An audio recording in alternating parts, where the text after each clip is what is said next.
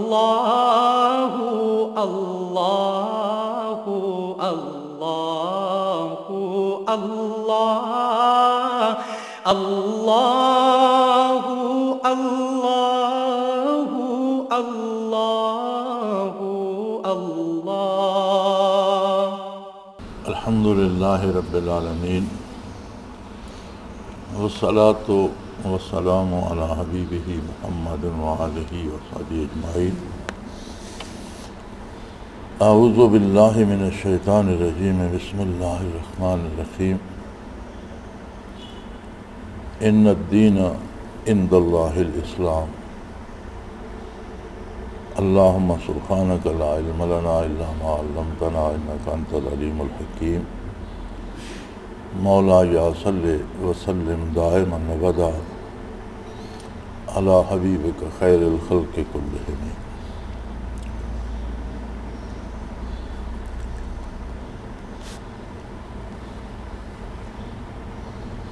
الحمدللہ اس عجیب عہد میں جب کہ لوگ بہت زیادہ کمزور ہو چکے ہیں اور بدل چکے ہیں، ایک نفسہ نفسی کا عالم ہے اور بڑے بڑے ناموں سے لے کر عام آدمی تک ہر کوئی اپنے ذاتی مفادات کے پیچھے دیوانہ ہو رہا ہے۔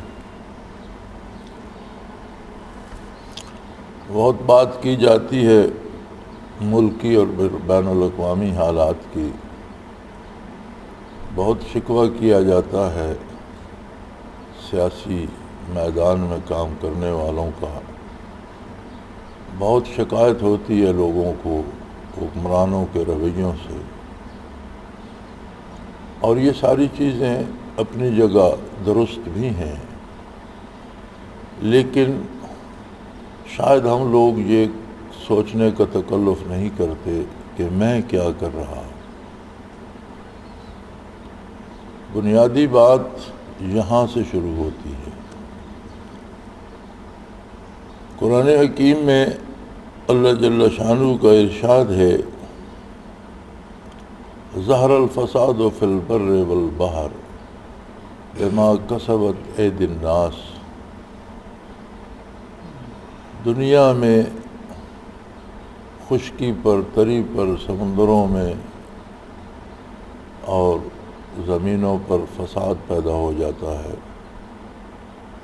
جو چیزیں زندگی کا سبب ہیں وہ موت کا سبب بننے لگتی ہیں۔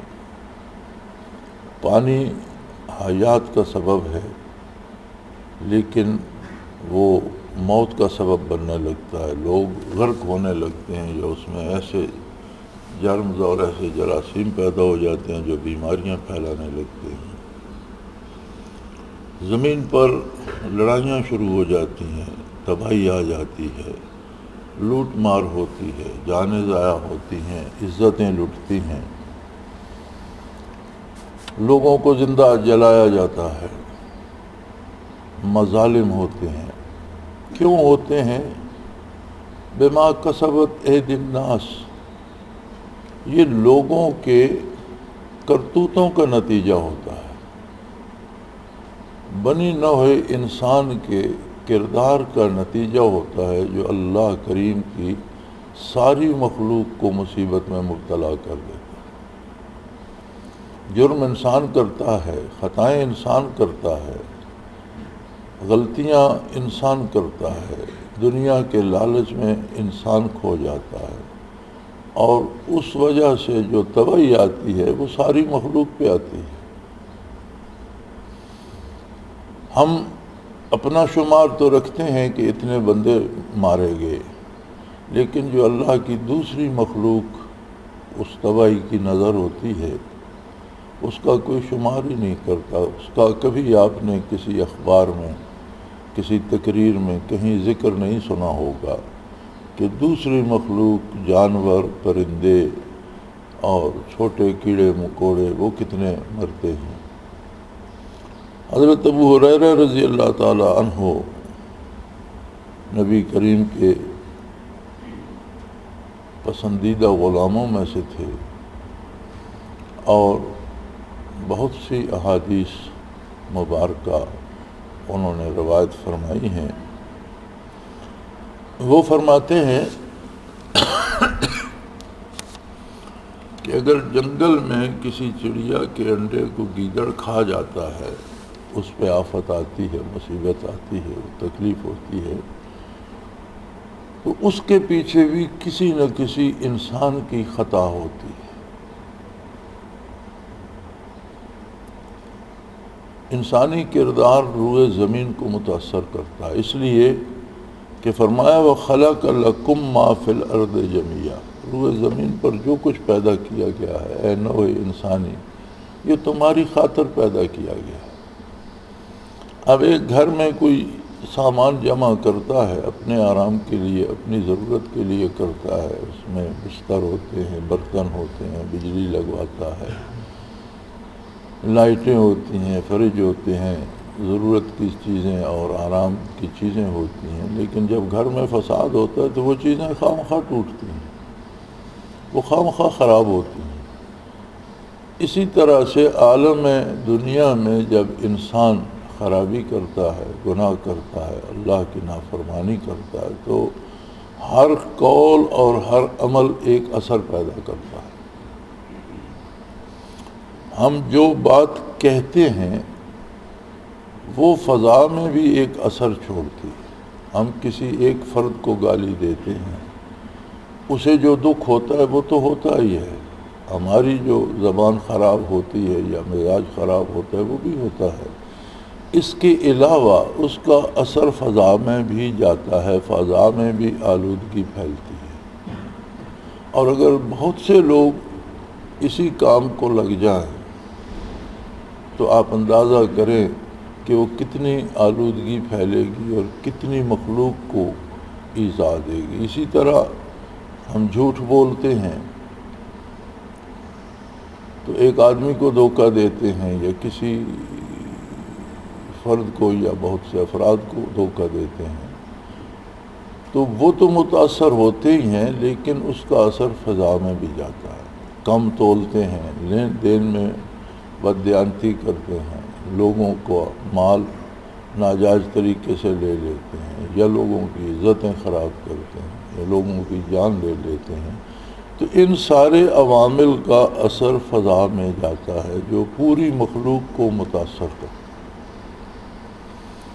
اب اس اصول کے مطابق اگر ہم دیکھیں تو دنیا میں ہر طاقتور ملک ہر کمزور پہ چڑھ دوڑا ہے، بے شمار لوگ روزانہ ناجائز طریقے سے قتل کر دیے جاتے ہیں، جلا دیے جاتے ہیں، بمبارڈمنٹ ہوتی ہے، توپیں آگ اگلتی رہتی ہیں، بندوقیں رات دن چلتی رہتی ہیں۔ اس وقت روئے زمین پر کہیں بھی آپ کو امن نظر نہیں آتا۔ جو ممالک دوسرے ملکوں پہ چڑھائی کر رہے ہیں، جن میں سر فہرست امریکہ ہے، جو دنیا کو تباہی کا سامنا کرنا پڑ رہا ہے وہ تو ہے ہی، خود امریکہ کے اندر کیا سکون اور امن ہے؟ ہرگز نہیں۔ ہر روز لاکھوں وارداتیں قتل کی، لوگوں کی عزتیں لٹنے کی اور لوگوں کا مال لٹنے کی لاکھوں وارداتیں روزانہ ہوتی۔ تو اس نظر سے اگر آپ دیکھیں گے، دنیا کا نقشہ رکھ کر دیکھیں، اقوام عالم کے حالات آج کے پڑھ کر دیکھیں، تو یوں لگتا ہے کہ افراد انسانیت میں، اس گھر میں جس میں یہ بستے ہیں، اس عالم میں، اس دنیا میں جو اللہ نے ہمیں دی ہے، اس میں آگ لگانے کا فیصلہ کر لیا ہے۔ ہر بندہ اپنے دامن میں انگارے بھرے پھرتا ہے اور اسے جلانے کی کوشش کر رہا ہے۔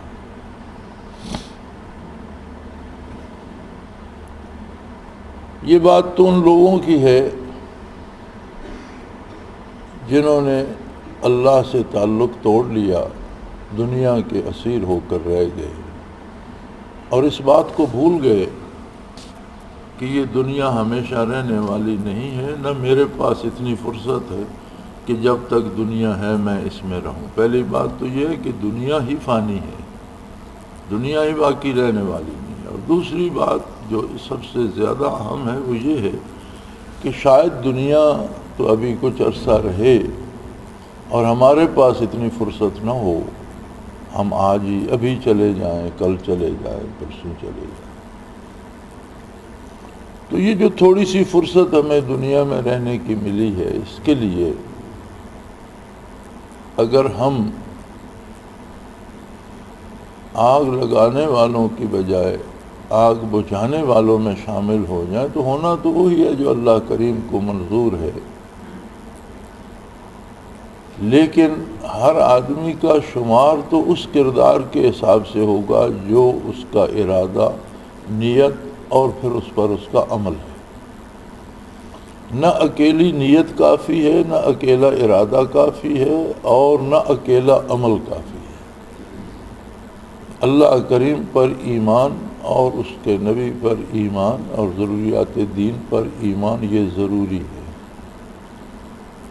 اگر ایمان ہی نہیں ہے تو پھر بندہ کو اچھی کوشش بھی کرتا ہے تو اللہ کے لیے نہیں، اللہ کی رضا کے لیے نہیں، اللہ کے دین کے لیے نہیں کرتا، بلکہ کسی نہ کسی دنیاوی فائدے کے لیے کرتا ہے۔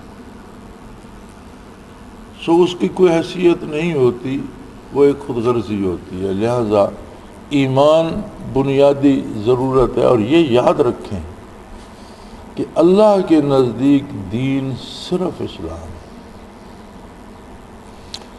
اب نوبت یہاں تک پہنچ گئی ہے کہ یہ کفر کی چالیں ہیں کہ جی مکالمہ بین المذاہب ہونا چاہیے۔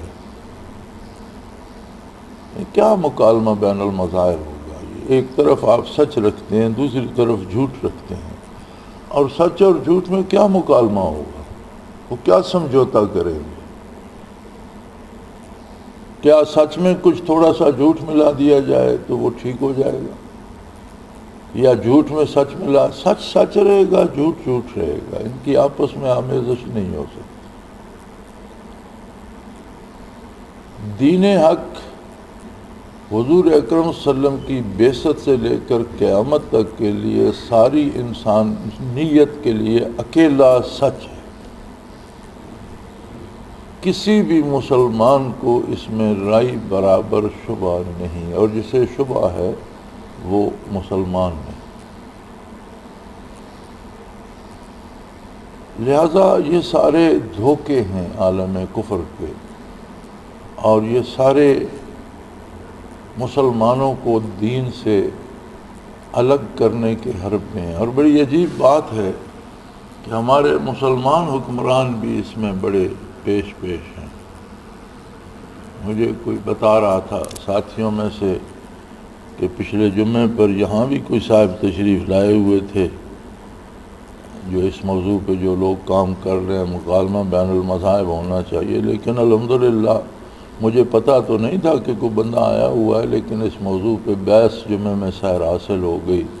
اللہ جو چاہتا ہے وہ زبان سے نکلوا دیتا ہے، تو میرے ناقص خیال میں کم از کم اس کی تسلی تو ہو گئی ہوگی کہ یہاں سے کچھ ملنے والا نہیں۔ تو یہ سارے دھوکے ہیں۔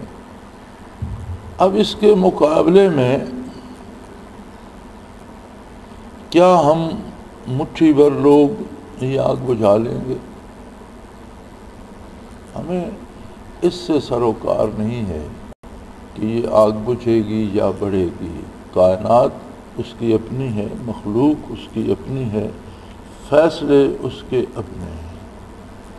ہماری خلوص نیت سے محنت یہ ہونی چاہیے کہ یہ آگ بجھ جائے، دنیا میں امن قائم ہو، لوگوں کو آرام ہو، لوگوں کو حقوق کا تحفظ ملے، انسانوں کے غلام نہ رہیں بلکہ ہر انسان اللہ رب العزت کا غلام ہو اور اپنی پیشانی اللہ کی بارگاہ میں جھکائے، انسانوں کے سامنے سجدہ ریز نہ ہو۔ یہ ہوگا یا نہیں ہوگا اس کی ذمہ داری ہم پر نہیں ہے۔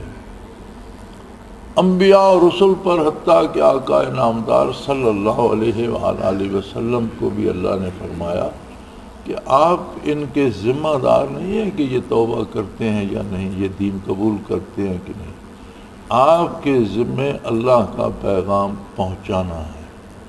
اس کے بعد یہ مانتے ہیں یا نہیں مانتے، یہ معاملہ ان کا اللہ کریم کے ساتھ ہے۔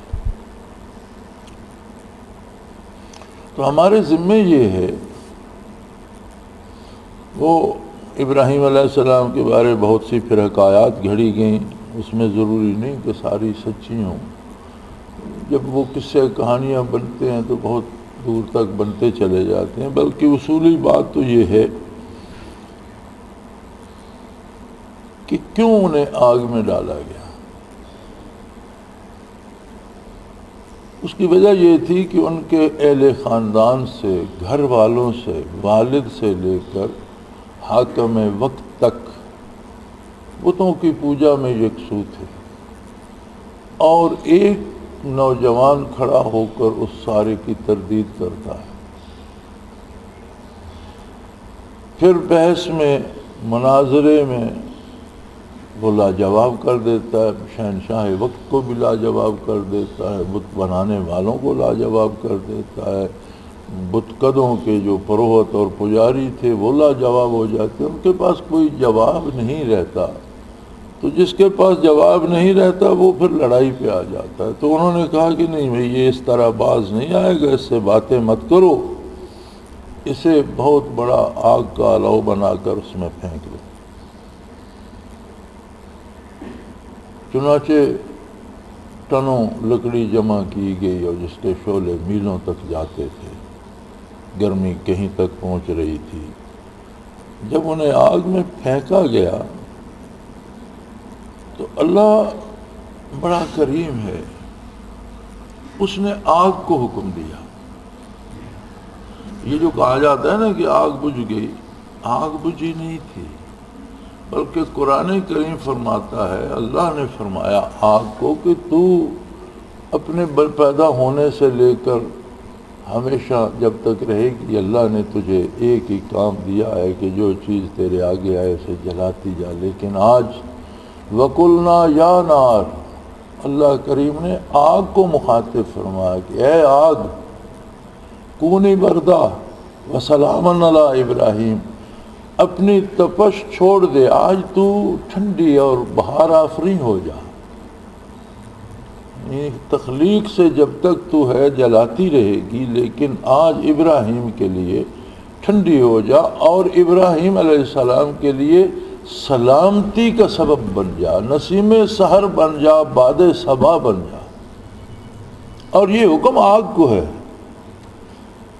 یہ جو کہا جاتا ہے آگ بجھ گئی تو آگ بجھ گئی، تو پھر تو آگ تو رہی نہیں، آگ جلتی رہی، شعلے دہکتے رہے، لیکن ابراہیم علیہ السلام کے لیے باد سحر بن گئی، باد صبا بن گئی، پھولوں اور خوشبوؤں سے بھر گئی، اور انہیں اپنی گود میں، اپنی لپٹوں میں لے کر جھلاتی رہی، بہلاتی رہی، آرام دیتی رہی، کہ حکم آگ ہی کو تھا۔ کہ جب حکم ہی آگ کو دیا جا رہا ہے تو آگ بجھ گئی، تو پھر حکم کی تعمیل کس نے کی؟ خطاب ہی فرمایا جا رہا ہے، یا نار، اے آگ، کونی بردہ، تو جلانے والی ہے لیکن آج تو ٹھنڈک پہنچانے والی ہو جا، وَسَلَامًا عَلَىٰ، اور ابراہیم کے لیے سلامتی کا سبب بن جا۔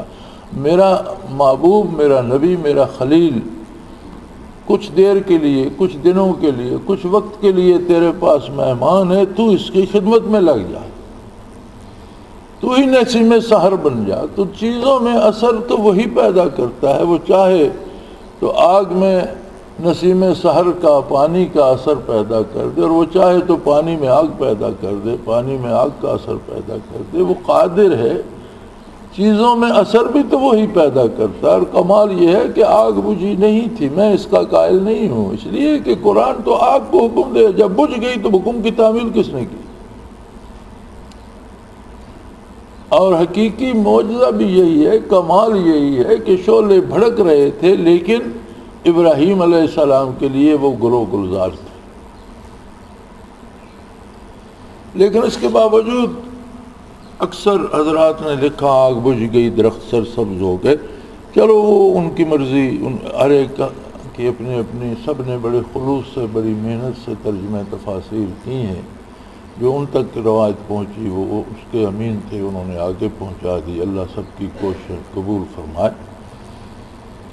لیکن جو اس میں حقائقیں بنی، میں بات ادھر لے جانا چاہتا تھا، تو اس میں کسی پرندے کا ذکر ملتا ہے کہ چھوٹی سی وہ چڑیا تھی، وہ کسی چشمے سے یا کہیں سے چونچ میں پانی بھرتی اور ایک قطرہ آ کر اس آگ پہ ٹپکا دیتی، بڑے دور سے، بڑی بلندی سے، شعلوں کی تپش سے بہت اوپر جا کر تو ایک قطرہ ٹپکا دیتی۔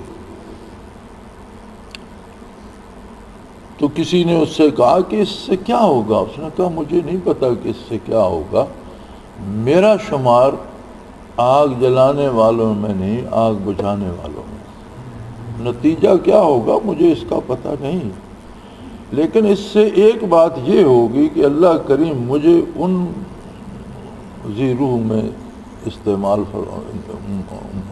شامل فرما دیں گے جو آگ بجھانے والے۔ تو ہمارا مقصد یہ نہیں ہے کہ شاید ہمارے کہنے سے دنیا ہمارے بات سن لے گی یا دنیا بدل جائے گی یا زمانہ بدل جائے گا، اور اگر اللہ چاہے تو ایسا ہو بھی سکتا ہے، لیکن اور ایسا ہوگا بھی انشاءاللہ۔ آپ نے بڑی بڑی بلند عمارتیں دیکھی ہیں، بڑی بڑی شان دیکھی ہے ان کی، بڑی چمک دمک ان پہ شیشے لگے ہوئے، لیکن دیکھنے والا بھول جاتا ہے کہ یہ جتنی بلند عمارت ہے اس کی بنیاد بھی اتنی گہری ہوگی، اور بے شمار ایسا میٹیریل ہے جو زیر زمین ہے، نظر نہیں آ رہا، لیکن اس کے کھڑا ہونے کا سبب وہی ہے۔ اگر وہ نیچے سے نکال دیا جائے تو ساری عمارت دھڑام سے گر جائے۔ ہو سکتا ہے انقلاب تک ہم نہ ہوں، ہو سکتا ہے جب تبدیلی آئے اور ایک خوبصورت عمارت بنے ہم سامنے نہ ہوں، لیکن انشاءاللہ ہم بنیادوں میں ضرور ہوں گے، کیونکہ ہم یہ بنیاد رکھ رہے ہیں۔ اور یہ دیکھ لیجئے کہ اگر بنیاد کمزور ہو تو پھر بات نہیں بنتی، بنیاد کو کمزور نہیں ہونا چاہیے۔ میرا یہ ایمان ہے کہ دنیا میں ہم وہ خوش قسمت ترین لوگ ہیں جنہیں اس زمانے میں اللہ نے حضرت رحمت اللہ تعالی علیہ سے منسلک کر کے، اس زمانے میں جب ہر کوئی آگ پر ایندھن ڈالنے اور تیل ڈالنے میں لگا ہوا ہے، ہمیں حضرت رحمت اللہ تعالی علیہ کی تعلیمات اور صحبت نے آگ بجھانے والوں میں شامل کر دیا۔ اور دنیا میں سب سے بڑی نعمت یہی ہے کہ اس عالم آب و گل میں کسی کو برکات نبوی میں سے کوئی ذرہ نصیب ہو جائے، اور اس کا سبب ہمیشہ مشائخ عظام بنا کرتے ہیں۔ اللہ کریم کا احسان ہے کہ وہی برکات، وہی نعمت، وہی دولت تقسیم ہو رہی ہے۔ اللہ نے لوگوں میں طلب اور جستجو بھی پیدا کر دیا، اور الحمدللہ لوگوں کی تعداد میں اضافہ ہوتا جا رہا ہے۔ یہ اضافے غیر محسوس ہوتے ہیں ہمیشہ۔ بارش شروع ہوتی ہے تو کوئی نہیں کہتا طوفان آ گیا، چلتی رہتی ہے، برستی رہتی ہے، اور اس کے ختم ہونے تک ہر طرف طوفان آ جاتے ہیں، لیکن جب برسنا شروع ہوتی ہے تو کسی کو خبر نہیں ہوتی کہ چند لمحے برسے گی یا کچھ پانی نالیوں میں بہے گا یا ہو سکتا ہے طوفان بن جائے۔ تو تو ہر کام اپنے اپنے وقت پہ ہوتا ہے، لیکن کتنے خوش نصیب ہیں وہ لوگ جو اس دینی انقلاب کی بنیاد کے لیے اللہ نے پسند کر لیے ہیں۔ یہ بھی اس کی عطا ہے۔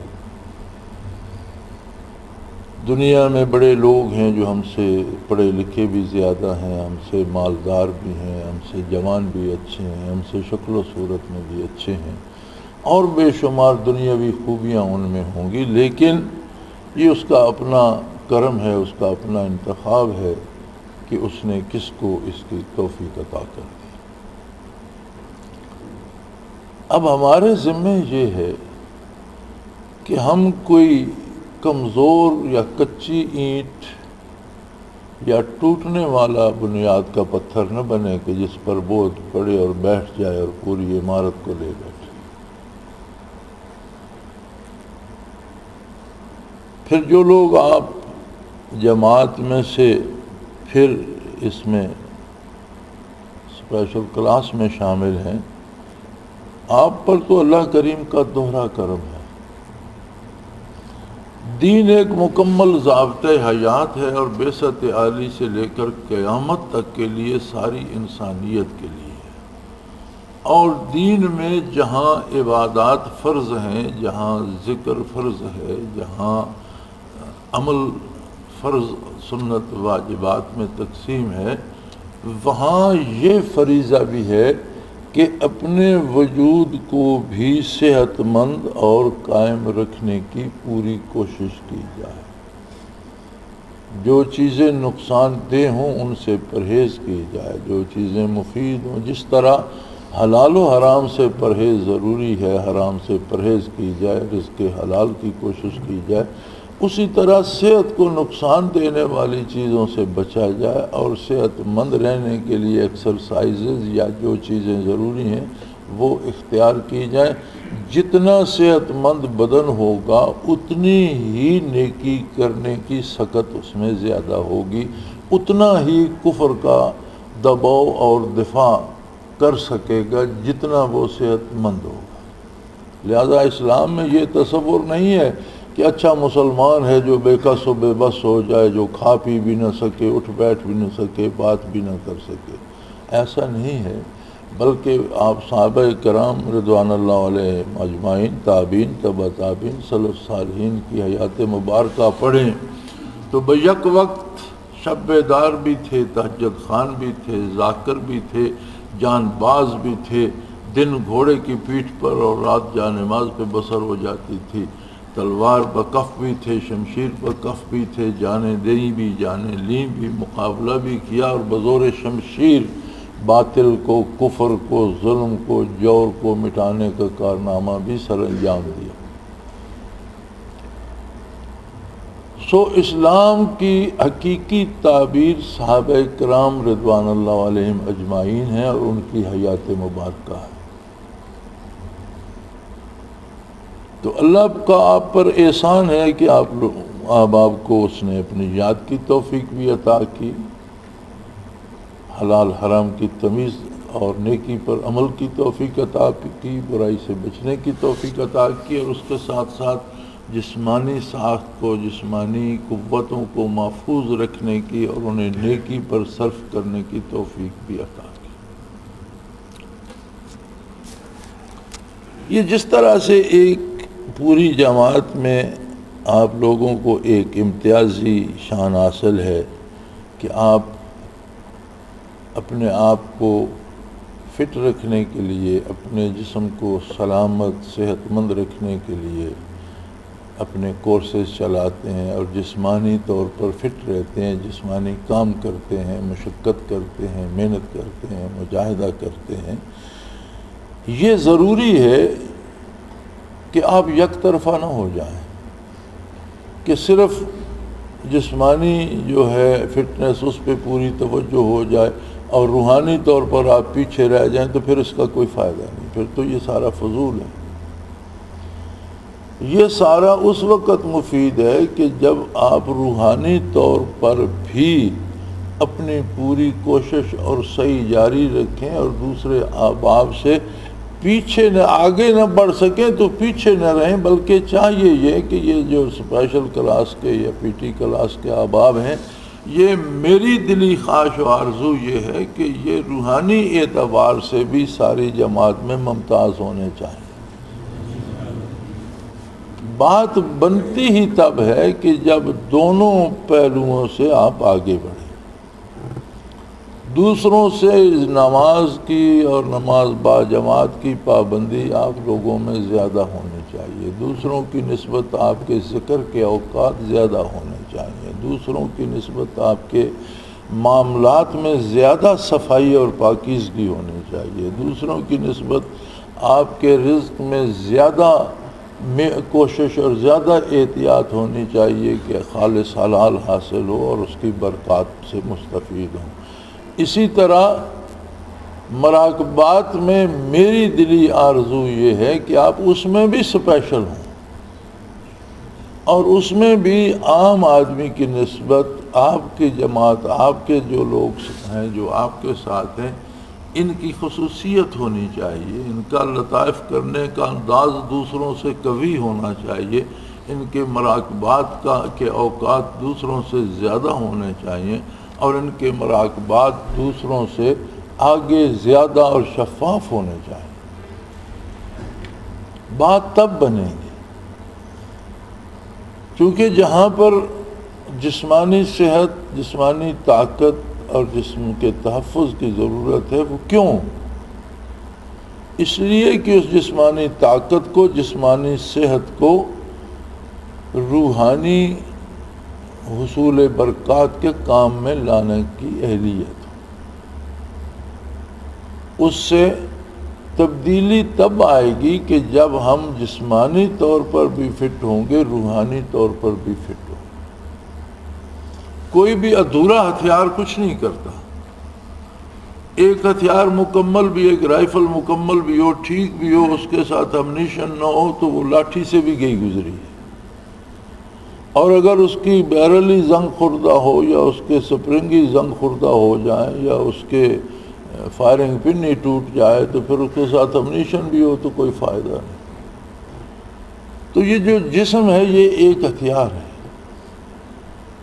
اسے ہم نے ظلم اور بدی کے خلاف، اسے ہم نے تاریکی کے خلاف، اسے ہم نے کفر و شرک کے خلاف، اللہ کی یاد کے لیے، بندوں کو اللہ سے، جو مخلوق کو تباہ کرنے کے لیے نہیں، مخلوق کو راہ ہدایت پر لانے کے لیے، ان کی بہتری کے لیے، ان کے فائدے کے لیے، انہیں اللہ کریم سے جوڑنے کے لیے استعمال کرنا ہے۔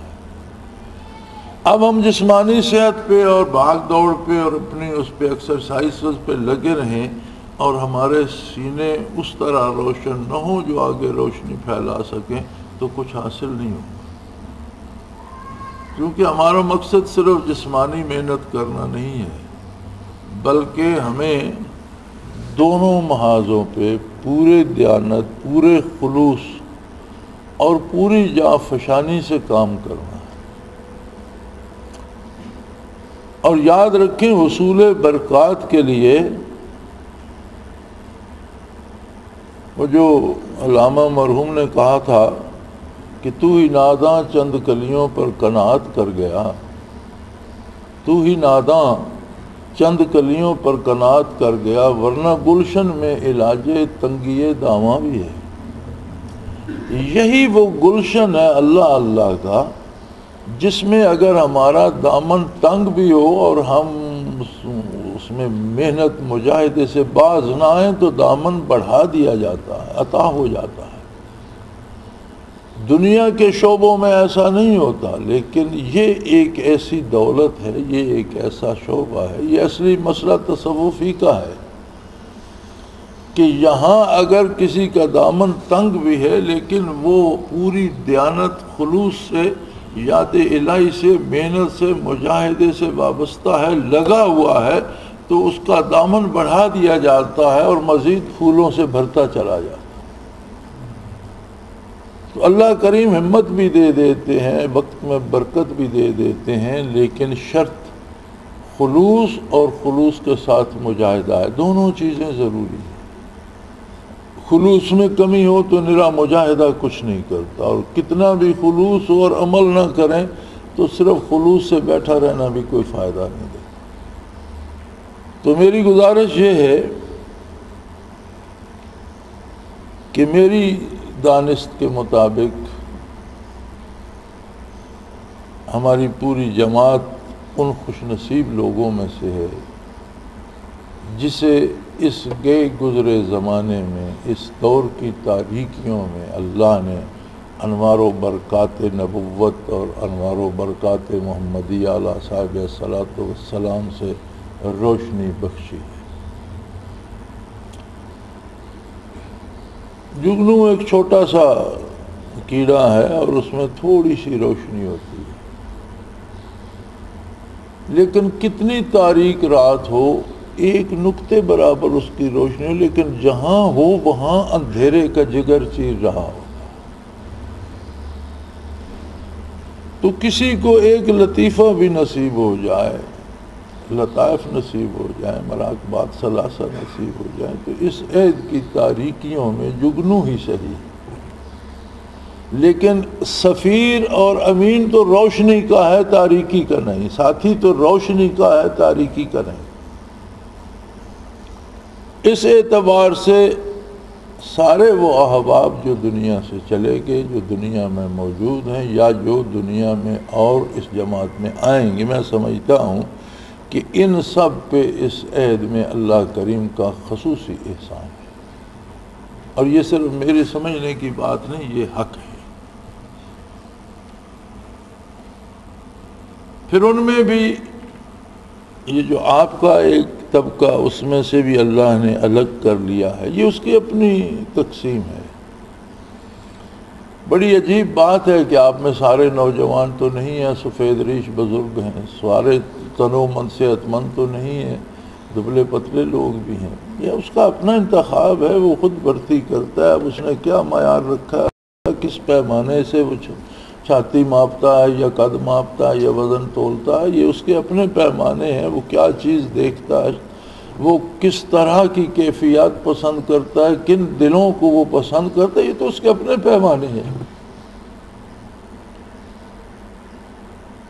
تو جن پر اس نے یہ کرم فرمایا ہے، اب اس کی ضرورت ادائے شکر کا طریقہ یہ ہے کہ اللہ کا جو احسان ہوتا ہے اس کا شکر ادا کیا جاتا ہے، اور ادائے شکر پہ بڑی بڑی باتیں کی گئیں کہ شکر کیسے ادا کیا جائے، لیکن سب کا حاصل یہ ہے کہ جو نعمت نصیب ہوتی ہے، رزق نصیب ہوتا ہے، علم نصیب ہوتا ہے، عہدہ و اقتدار نصیب ہوتا ہے، جو نعمت طاقت نصیب ہوتی ہے، جو نعمت نصیب ہوتی ہے، اس کا شکر یہ ہے کہ اسے اللہ کی راہ میں اس کی رضا کے لیے خرچ کیا جائے۔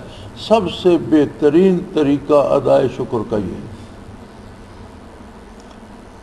اللہ کریم نے آپ کو پھر ذاکرین میں سے بھی چن لیا اور ایک خصوصیت عطا کر دی، اور میں یہ دیکھتا ہوں، یہ میرا تجربہ ہے کہ اس نے آپ کو دنیاوی امور میں بھی ایسی قوت کار عطا کر دی ہے کہ جو کام یہ سمجھا جاتا ہے کہ یہ 10 دنوں میں ہوگا، جب آپ لوگ کرتے ہیں تو وہ 2 دنوں میں ہو جاتا ہے۔ نہ کام گھٹتا ہے، نہ اس کی مقدار گھٹتی ہے، وقت کم لگتا ہے، کام زیادہ ہوتا ہے۔ کیوں ہوتا ہے؟ یہ اس کا احسان ہے۔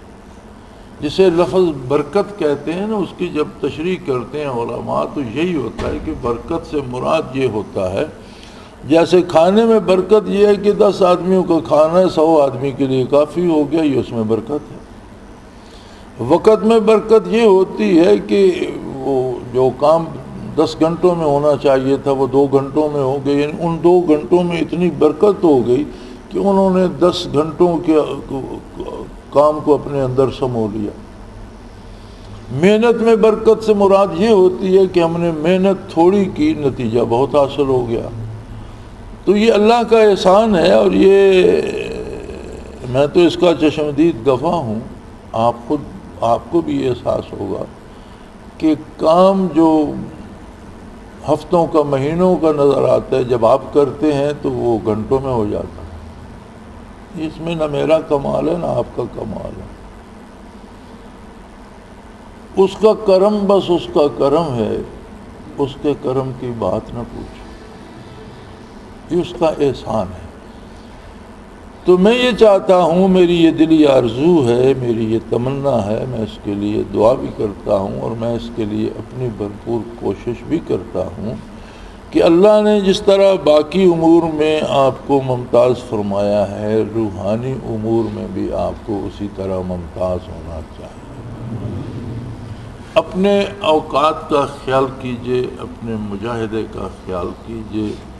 جس طرح آپ جان سپاری میں سب سے آگے ہیں، اسی طرح امور دنیا میں بھی دوسروں سے الگ نظر آئیے، حلال کھائیے، حرام سے اجتناب کیجیے، سچ کا ساتھ دیجیے، جھوٹ سے بچیں۔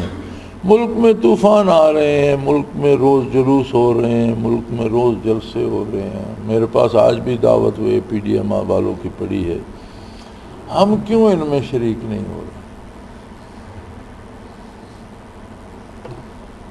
ہم متحدہ قومی مال میں بھی وہ MMA بنی، ہم اس میں بھی شامل نہ ہوئے۔ بڑی لوگوں نے لان تان کی کہ آپ ایک رہ گئے، باقی سارے علماء متحد ہو گئے، آپ اپنی الگ ہی رائے رکھتے ہیں۔ اب وہ آل پارٹی ڈیموکریٹک موومنٹ ہے، وہ کوشش کر رہی ہے، آج بھی ان کا دعوت نامہ پڑا ہے، ہم کیوں نہیں جا رہے؟ وکیلوں نے اتنا جلوس نکالا اور لوگ بڑے بڑے عام جن بندوں کے ساتھ 2 بندے بھی نہیں، وہ بھی انٹرنیشنل میڈیا پہ آ گئے، جی یہ بھی ساتھ ہیں، یہ بھی ساتھ ہیں۔ ہمارا نام تو کسی نے نہیں لیا، ہم گئے جو نہیں، کیوں نہیں گئے؟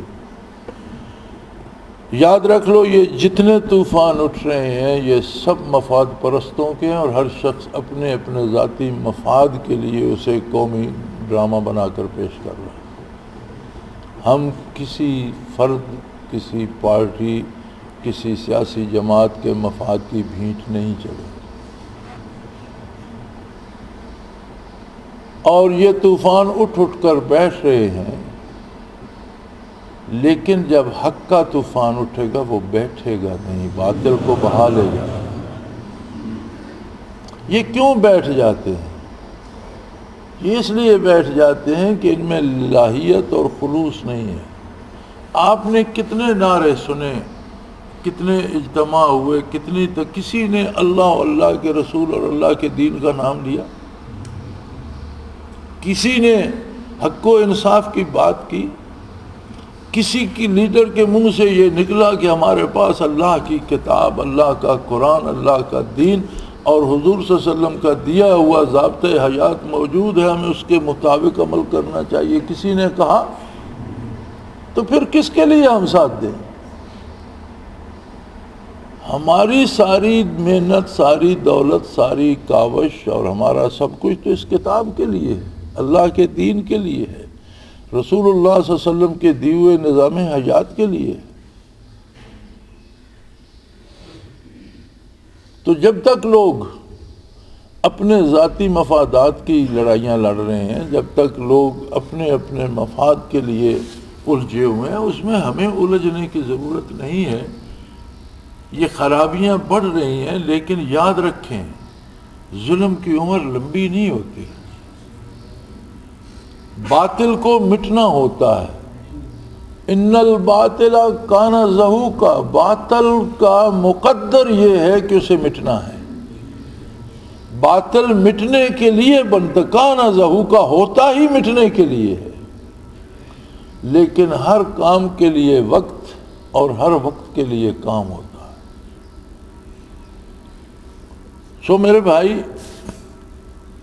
ہم بے خبر نہیں ہیں اور ہم نکمے بھی نہیں بیٹھے ہوئے۔ ہم اپنا کام جو اللہ نے ہمیں توفیق دی ہم کر رہے ہیں، ہم اپنی محنت رات دن کر رہے ہیں، اور ہم انشاءاللہ ایک قابل ذکر تبدیلی معاشرے میں لا رہے ہیں۔ ہر مکتب فکر کے لوگوں تک اللہ کا پیغام پہنچ رہا ہے، ایک تبدیلی آ رہی ہے۔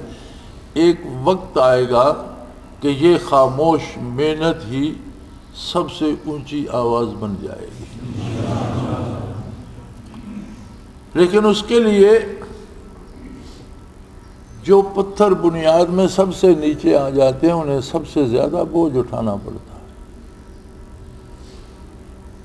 اس کے لیے ہمیں اپنی بہت زیادہ اصلاح اور تربیت کی ضرورت ہے، اور میری گزارش یہ ہے کہ آپ پورے خلوص سے پوری طرح اپنی فٹنس اور جسمانی تربیت کا بھی دھیان اور پوری توجہ رکھیں، اپنے نظام کو پوری دیانت سے فالو کریں اور اپنے ڈسپلن کو پوری دیانت سے قائم رکھیں، اور امور دین اور روحانی مجاہدات میں بھی دوسروں سے اسی طرح سرفراز اور سربلند رہیں جس طرح دنیاوی امور یا فزیکل امور میں آپ آگے۔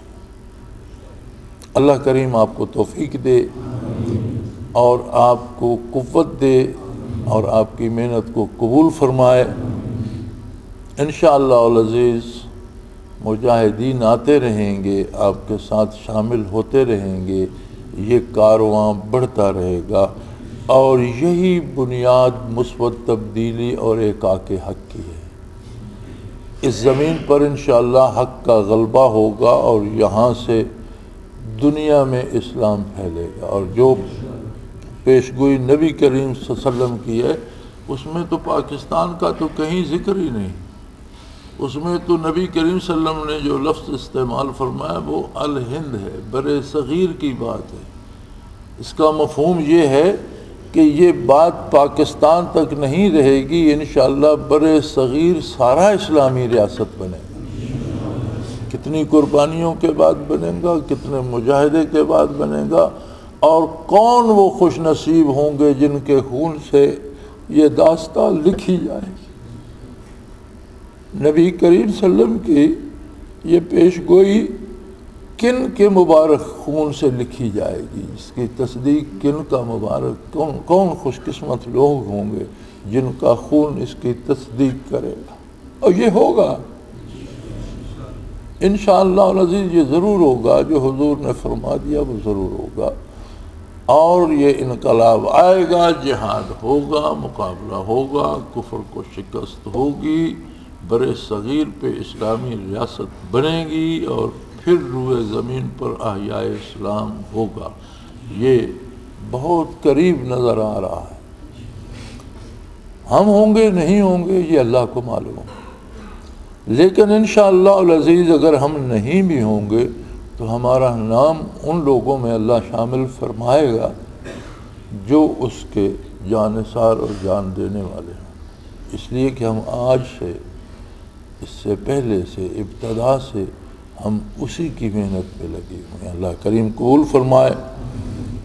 میرے عزیزوں، میں یہ چاہتا ہوں کہ آپ اس عہد کے مسلمان، اسلام مثالی مسلمان نظر آئیں، جنہیں دیکھ کر کہا جا سکے کہ مسلمان ایسے ہوتے ہیں۔ وآخر دعوانا ان الحمدللہ رب العالمین۔ اللہ اللہ اللہ اللہ اللہ اللہ اللہ اللہ۔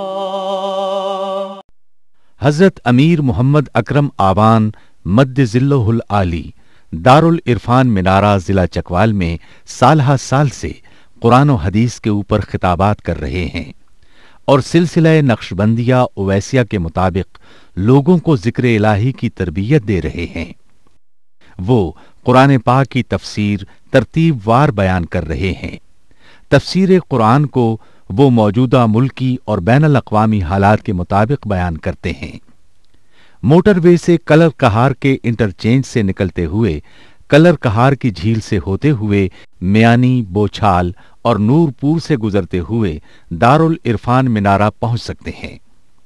حضرت امیر محمد اکرم آبان نے بچیوں اور بچوں کی دینی اور دنیاوی تعلیم کے لیے سقارہ اکیڈمی کے نام سے ایک درسگاہ بھی قائم کی ہے، جس کا افتتاح ملک پاکستان کے صدر جنرل محمد ضیاء الحق نے اپنے دست مبارک سے کیا تھا۔ وہ تمام احباب جو اسلام کی طلب رکھتے ہیں، ان سے گزارش ہے کہ دارالعرفان منارہ ضلع چکوال میں امیر محمد اکرم آبان صاحب کے خطابات سے مستفید ہوں۔ وہ ہر جمعے کو نماز سے پہلے بیان فرماتے ہیں۔ हर माह की पहली इतवार को माहाना इज्तिमा होता है जिसमें आप खुसूसी खिताब फरमाते हैं और पाकिस्तान के चारों सूबों से अहबाब इस इज्तिमा में शिरकत करते हैं। इसके अलावा यहाँ साल में 2 मरकजी इज्तिमात भी होते हैं, एक रमज़ानुल मुबारक में एतिकाफ का इज्तिमा और दूसरा जुलाई और अगस्त में 40 दिन का इज्तिमा होता है जिसमें रूहानी तरबियत की जाती है। अपना खून सीमाब देकर इतना हम कर जाएंगे, नाम आका का चमन में फिर रकम कर जाएंगे।